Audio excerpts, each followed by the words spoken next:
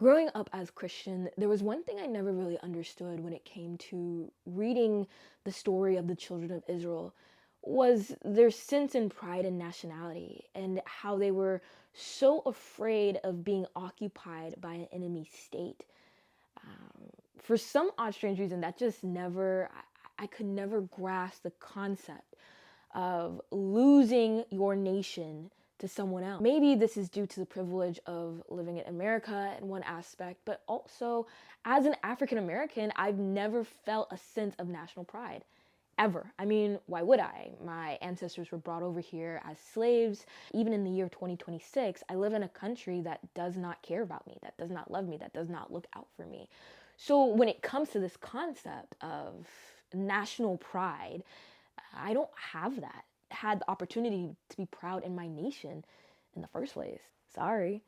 And yet, despite all of that, I wanted to find some pride in my nation, at least in some shape or form. But every single time I try, I'm always disappointed.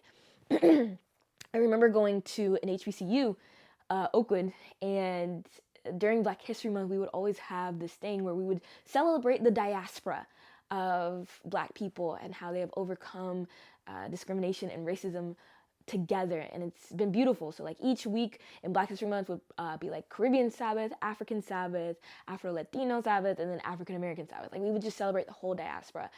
And I've always loved when people would get to, their region and they would rep their countries. Like people would, when it came to Caribbean Sabbath, people would represent the Jamaican or the Trinidadian like flag, and they would like all hoop and holler. Or when it came to African, the African Sabbath, people would represent like Ghana or like all of the different countries in Africa, and they would just wear pride. And then we would get to African American Sabbath, and nobody wants to wave that American flag because we all know, like if you know, you know, like. If you know, you know, right? I was embarrassed to wave the American flag, especially since I went to school during the height of, the Black Lives Matter movement in 2017 and all that jazz. And so, like, there was no one wanted to take pride in this country. And so I always felt like left out, like, man, like, where's the sense of, where's the flag that I can wave, high and mighty? And then this carried on into graduate school. Like we would have the same programs: African Sabbath, Caribbean Sabbath, Afro-Latina, and then African American Sabbath. Wait, what did? First of all, there's so few of us, right, African Americans, at these establishments, and then also on top of that, like I said, nobody is waving that American flag. So tell me why I find out literally last week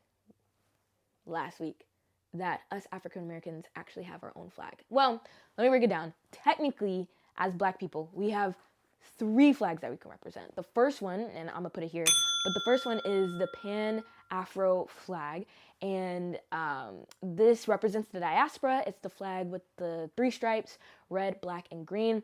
Red is to represent the blood of our ancestors, black to represent the color of our skin and for us to take pride in it, and green for the luscious greenery that you see from our mother continent, which is Africa. But that represents the diaspora, right? And as African Americans, we can rep the flag, but everybody can rep the flag. It's what you use for promotional for Black History Month. Then we also have a second flag, which is called the African American flag, but it's also like the revamped flag, which just takes the colors of the Pan-African flag or the Pan-Diaspora flag that I mentioned earlier, and then puts it in the format of the United States flag. Here, I'll put it here for you guys.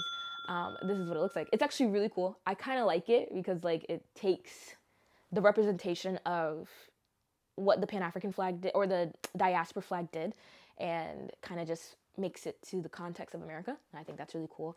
It's cool and all, but I think there is another flag that I think better represents the African American heritage or African American experience a little bit better, and that is the Black Heritage flag or the African American Heritage flag that is right here. And it's actually really cool. It's marked by having 3 stripes, but the 3 stripes are 2 of them. It only has 2 colors. So red to represent the blood that was shed of our ancestors, black to represent our skin, kind of like the same pattern that we see with the other flags, is a wreath and a Moorish sword, and they're both gold. And the wreath represents prosperity and the opportunity that we have as a people to grow. And so it's actually a really cool flag. I think it's beautiful, and I am so happy that I found it. I'm just mad that it took me, how old am I? 27 years to actually find out we have a flag that I can rep and be proud of.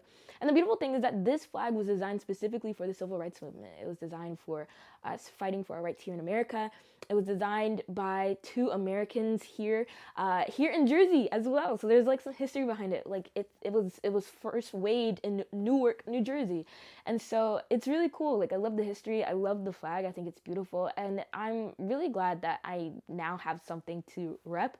But at the end of the day, right, as a Christian, it's not about the nation or the heritage or, that I should ultimately take pride in. Ultimately, I take pride in be a daughter of the one true King. That's where my identity comes from. And although it is nice to have a nation or a group of people to identify with and to hang out with and to find identity with, and I think that's good. And that's why I went on this whole deep dive into the flag. I was like, I want to have something where I can, wear with pride. That's why I love wearing Christian merch. I love wearing stuff with pride, to show what it is that I stand for and what it is I'm about. But ultimately, that does not define my identity. Jesus does. But in spite of all of that, in case you didn't know, us African Americans, we have a flag, guys.